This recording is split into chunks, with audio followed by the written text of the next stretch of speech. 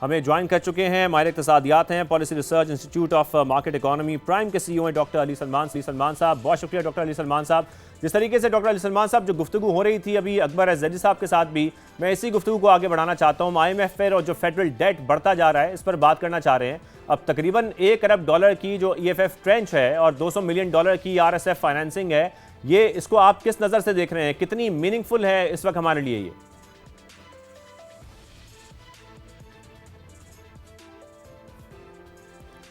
Doctor Ali Salman साहब। जी, मैं अगर आपका सवाल सही समझ पाया, क्योंकि इंटरनेट का थोड़ा सा इशू लग रहा है मुझे, तो आप IMF प्रोग्राम की बात कर रहे थे और डॉक्टर अकबर जैदी भी उसी के ऊपर तबसरा कर रहे थे। जी जी। नया विजिट भी होने वाला है, लेकिन एक जो बड़ा आई थिंक इस वक्त जो चैलेंज आ गया है, जो पिछले तिमाही में पिछली IMF के रिव्यू प्रोग्राम में वो उस तरह मौजूद नहीं था, वो तो ज़ाहिर हमारा रीजनल क्राइसिस है, स्ट्रेट ऑफ हॉर्मुज़ का क्राइसिस है। और उसकी वजह से जो पाकिस्तान के करंट अकाउंट के ऊपर जो बढ़ता हुआ दबाव है, वो बहुत बड़ा एक नया चैलेंज बन के सामने आ गया। क्योंकि देखें, हम IMF प्रोग्राम में बुनियादी तौर पर एक ही वजह से जाते हैं, और वो वजह ये है कि जब हमारा बैलेंस ऑफ पेमेंट का सिस्टम ख़राब हो जाता है, हमारी बैरूनी अदायगियों के लिए जो हमें डॉलर्स चाहिए वो हमारे पास शॉर्ट हो जाते हैं, तो हमारा करंट अकाउंट जो डिटेरिएट हो जाता है। अगर जो पिछले 1-1.5 साल में इस हुकूमत ने करंट अकाउंट को बेहतर तरीके से मैनेज किया है, और कई महीनों में ये करंट अकाउंट बेसिकली सरप्लस रहा है, फिर ये डेफिसिट में है इस वक्त, लेकिन काफ़ी हद तक बेहतर तरीके से मैनेज किया। लेकिन जो अगला 1 साल है, क्योंकि IMF प्रोग्राम का ये आखिरी 1 साल शुरू हो चुका है, राइट। तो इस 1 साल में जो मुझे ख़तरा ये लगता है कि आप के जो पेट्रोलियम बिल है, वो एक बड़ा मेजर चैलेंज सामने आ रहा है। उसकी एक सिंपल सी एक इंडिकेटर ये है कि हमारा जो मंथली बिल था पेट्रोलियम प्रोडक्ट्स का, वो $1.25 बिलियन होता है ऑन एवरेज, जो अब तकरीबन $500 मिलियन उसमें इजाफा हो गया है। वो मजीद बढ़ता चला जाएगा। मेरा जो बैलेंस ऑफ पेमेंट की आप बात कर रहे थे, और सेकेंडली ये भी ऐड कीजिएगा, ये जब हम कर्ज लेते हैं तो ज़ाहिर है सूद की अदायगी भी करनी पड़ती है, फिर हुकूमत के पास जो फिस्कल स्पेस है वो नहीं बचती, और जब रिफॉर्म्स की बार बार बात भी होती है IMF के साथ, लेकिन ये रिफॉर्म्स की डायरेक्शन हमारी सही दिखाई नहीं देती। इस पर आप क्या राय रखते हैं? देखें, तो उस बात को कंक्लूड मैं करता हूँ कि जो IMF के साथ प्रोग्राम है उसमें बैलेंस ऑफ पेमेंट का तवाज़ुन कुलीदी अहमियत रखता है, और उसमें मुझे काफ़ी रिस्क नज़र आ रहा है इस वक्त बिकॉज ऑफ हॉर्मुज़ क्राइसिस, और $4 से $5 बिलियन का एक गैप नज़र आ रहा है, उसको हमें कवर करना पड़ेगा।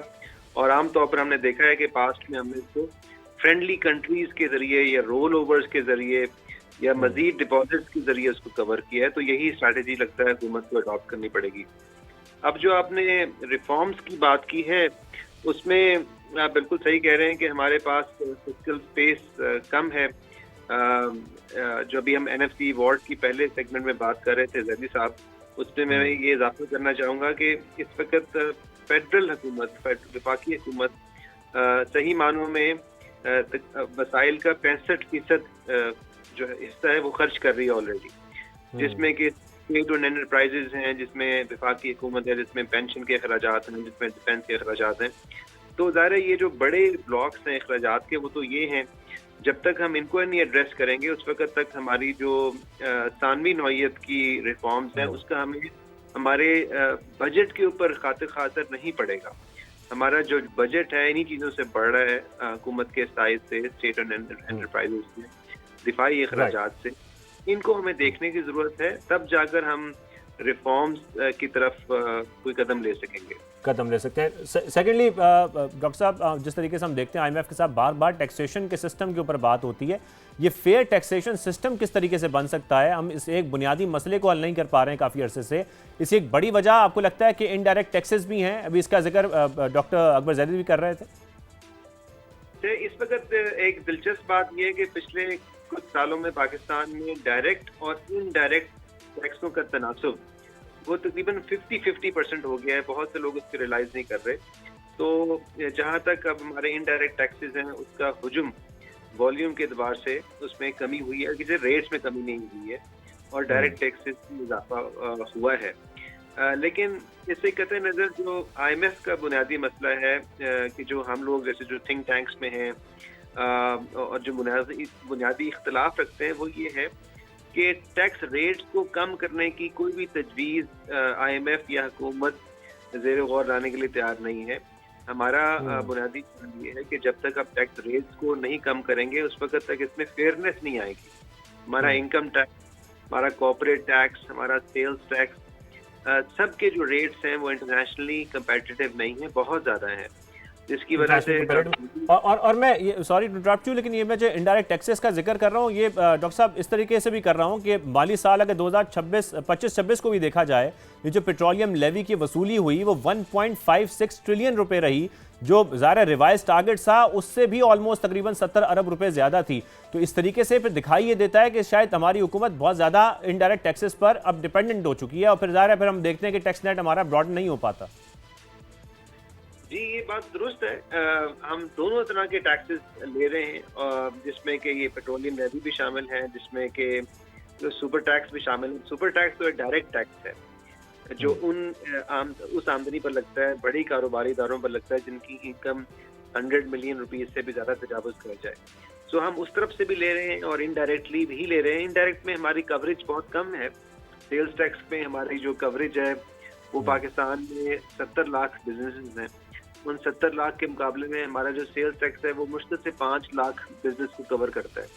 तो इसका मतलब है हमारी जो इनकम टैक्स तो फिर भी कुछ ना कुछ कवर्ड है, लेकिन जो हमारी सेल्स टैक्स की जो बेस है वो अनकवर्ड है, उसकी हमारे बहुत ज़्यादा गैप मौजूद है इसकी कंप्लायंस में। डॉक्टर साहब एक लास्ट भी और कमेंट कीजिएगा, हमने अपने इंट्रो में जिक्र किया इस वक्त एक और आम जो चैलेंज है वो गैस सेक्टर के 3400 अरब रुपए के सर्कुलर डेट का है। IMF तो टैरिफ बढ़ाने का कहता रहा, लेकिन ऐसा होगा तो बाजार आम कंज्यूमर पर, इंडस्ट्री के लिए और मुश्किल बढ़ जाएगी। जी ऐसा ही है जी कि ये हम टैरिफ को बढ़ाने को समझते हैं कि ये टैरिफ का रिफॉर्म हो गया, ऐसा बिल्कुल नहीं है। पिछले 10-15 सालों से यही कर रहे हैं, ये रिफॉर्म्स नहीं है। ये तो एक आसान तरीका है कि आप रेट्स बढ़ा दें, इलेक्शन बढ़ जाएगी, लेकिन जो हुकूमत के ज़ेर इंतज़ाम चलने वाले जैसे गैस के इदारे, डिस्ट्रीब्यूशन, जनरेशन, ट्रांसमिशन, वो सब खसारे में हैं और इसकी वजह से सर्कुलर डेट में इजाफा हो रहा है। तो इन इदारों को हमें प्राइवेटाइज करने की ज़रूरत है और मार्केट के ज़रिए करने की ज़रूरत है ताकि इस खसारे को कम किया जा सके। इस खसारे को कम किया जा सके। बहुत शुक्रिया डॉक्टर अली सलमान साहब, माहिर इक़्तिसादियात हैं, प्राइम के CEO मौजूद थे डेट के, फेडरल डेट के हवाले से बात करने के लिए, और IMF मिशन जो कि हम देख रहे हैं कि आने वाला है उससे बातचीत होनी है, उसमें किस किस्म के रिफॉर्म्स के मुतालबात किए जाते हैं, क्या शराइत पाकिस्तान के सामने, हमारी मुआशी टीम के सामने रखे जाते हैं, जो स्टाफ लेवल हम देखेंगे, मुज़ाकरात होंगे वो कहाँ तक पहुँचते हैं, ये सब हम देखेंगे अगले माह। हमारे साथ हमारे गेस्ट मौजूद हैं। हमारा शो का वक्त ख़त्म होता है, इजाज़त दीजिए, अल्लाह हाफ़िज़।